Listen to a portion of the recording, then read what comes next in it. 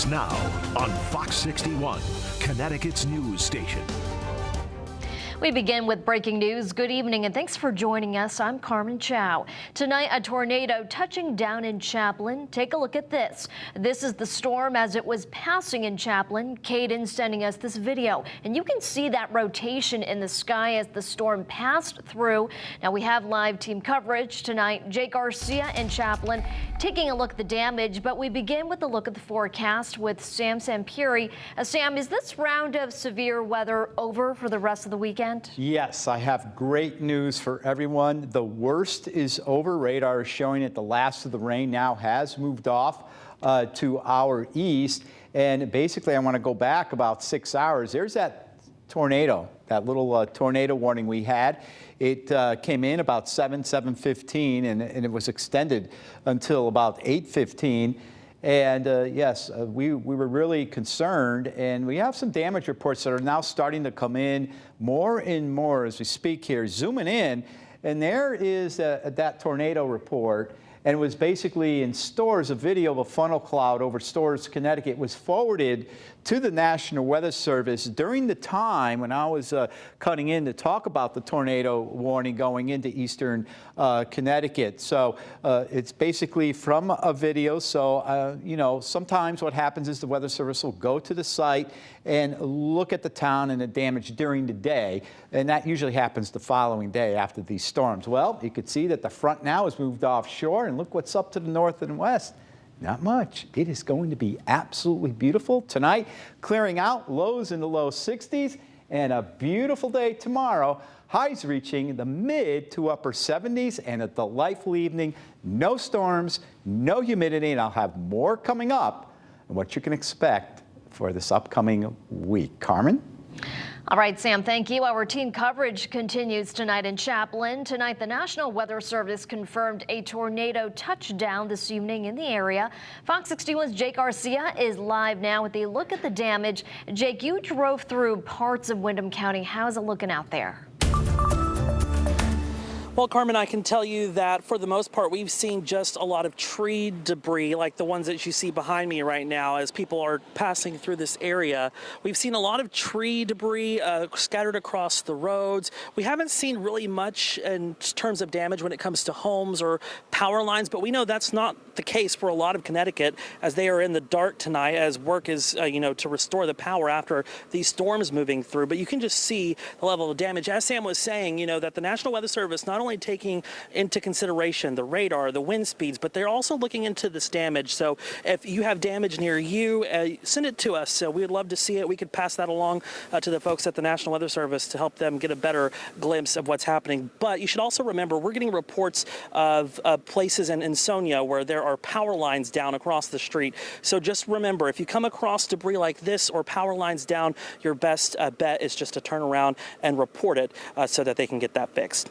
Live in Windham County, Jake Garcia, Fox 61, Connecticut's news station. Yeah, certainly good advice, Jake. Thank you. Stay safe out there. Now, take a look at this picture sent to us by Amanda. This was taken near the Buckland Hills Mall in Manchester this evening. It's what looks like a funnel cloud forming in the sky. Very scary stuff.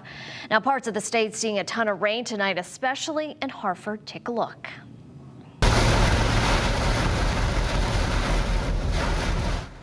Now, this was the scene on I-91 South near exit 28 near Berlin around 5:15. Just buckets of water being thrown onto the windshield where you can't even see a thing. I feel like we've had many of these days on the road this summer, so hopefully you all took it easy out there if you were driving in that rain.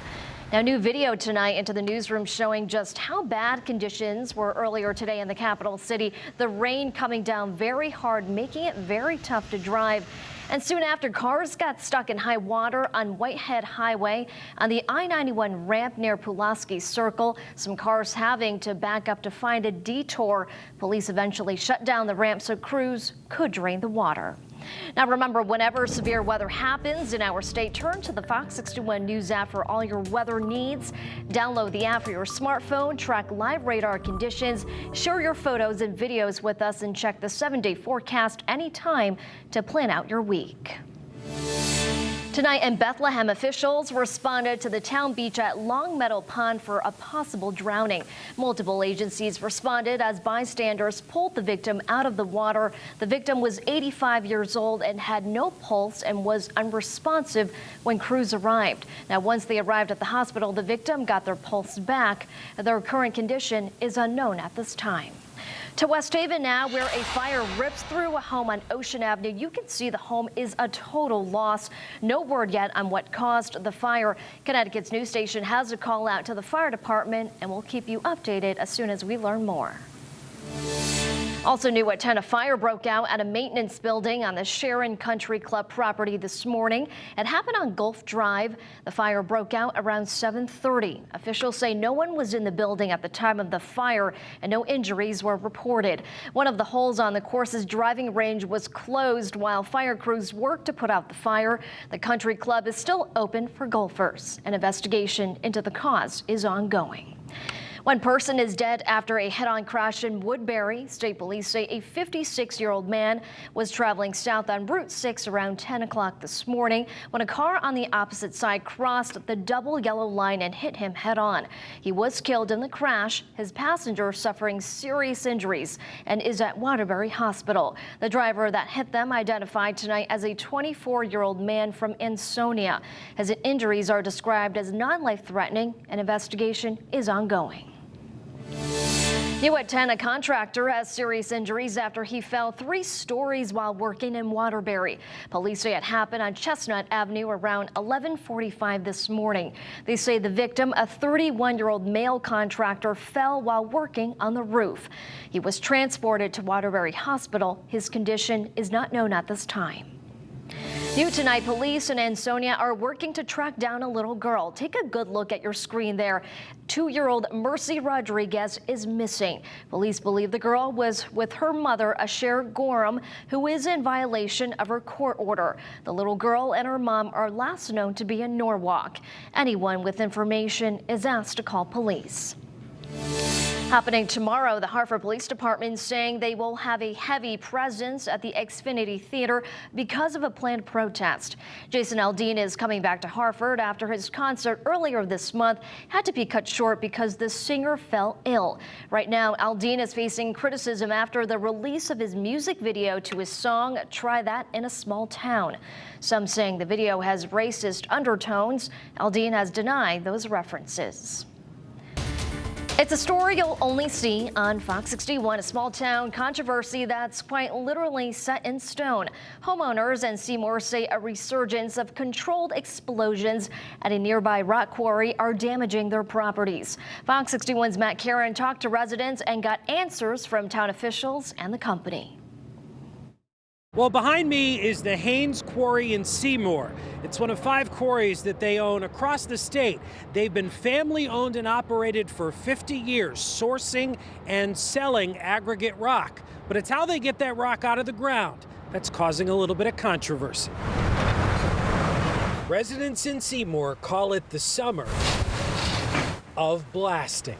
When these blasts hit, they shake the house. It feels like an earthquake. Even on the other side of the rock ledge, Lisa Sidaro, This is where we get water. who showed us the crack in her foundation, claims detonations by the Haynes Group at their nearby quarry are impacting quality of life and the structural integrity of her home. I don't think the blasting should be done here. I think the blasting should be done somewhere away from people, off this mountain. And I'm concerned because I have a well, I have septic in the front of my house, I live up on a hill. Lisa's concerns, posted on the Seymour Community Social page, garnered 146 replies, including residents who sent pictures and videos to Fox 61 showing cracks in their ceilings, walls, floors, and foundations. Tim Willis is the town fire marshal. He showed Fox 61 the seismograph monitoring that's conducted, which measures the intensity of the blasts through both the air and the ground. They have been well below the 50 percentile. They've been approximately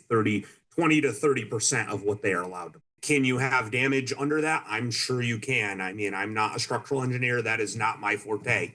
But I am the one that monitors the results. Fox 61 took resident concerns to the Haynes Group. they responded, saying they follow all regulations and that blasting is done, quote, safely for customers, employees, and the community. We investigate and follow up on any questions or issues that are reported to us. And in addition to owning quarries, Haynes also owns several real estate developments. They're a pretty big tax contributor to Seymour. And residents tell me that makes them concerned that public officials are only looking out for dollar signs and not their well-being. Reporting in Seymour, Matt Karen, Fox 61, Connecticut's news station. Matt, thank you. More charges for DJ Hernandez, the brother of former NFL player Aaron Hernandez. This time, DJ Hernandez is being charged on the federal level. The U.S. Attorney for Connecticut announced Hernandez has been charged with interstate threatening and stalking offenses. Hernandez was arrested last week after he allegedly made shooting threats against UConn, his alma mater, and Brown University, the school he formerly worked at as a football coach. Hernandez is expected to be in court on Tuesday. The Connecticut Department of Public Health is warning residents about the potential dangers of consuming raw shellfish from the Long Island Sound. They're also warning about exposure to brackish water in the Sound, which is a mixture of fresh and seawater. Health officials say 3 residents between the ages of 60 and 80 have been hospitalized with severe Vibrio infections. 1 person died. 1 person reported eating raw oysters out of state, and 2 others had cuts that were exposed to brackish water. Buses will temporarily replace trains along the Hartford line from Springfield to New Haven this weekend. Amtrak will be working on the Connecticut River Bridge north of Hartford this weekend. The work is required to keep the railroad bridge in good shape. All CT rail train services will continue to operate between New Haven and Stratford. And speaking of buses, the DOT says electric buses will be back on the road starting next week. Electric buses will return to service starting on Monday. The state says they are planning to decarbonize its entire bus fleet by the year 2035. And officials say these buses will help contribute to that eco-friendly goal. Electric buses were pulled off the roads last summer when one suddenly burst into flames due to a battery issue that was part of a nationwide recall. The DOT says repairs have been made to fix this issue and ensure passenger safety. Local leaders calling for the passage of the Kids Online Safety Act after the bill passed unanimously out of committee last week.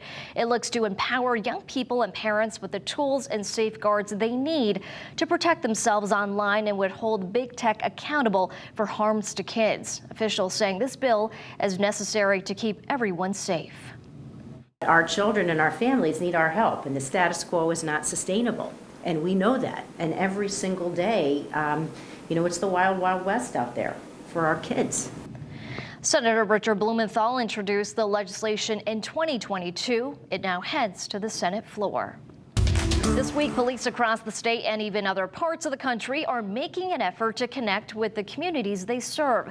It's all for what's called National Night Out. The festivities are on Tuesday. Cities and towns like Glastonbury, Waterbury, and New London will feature music, food vendors, face painting, safety demonstrations, and more. For more information on those events, head to our website, fox61.com.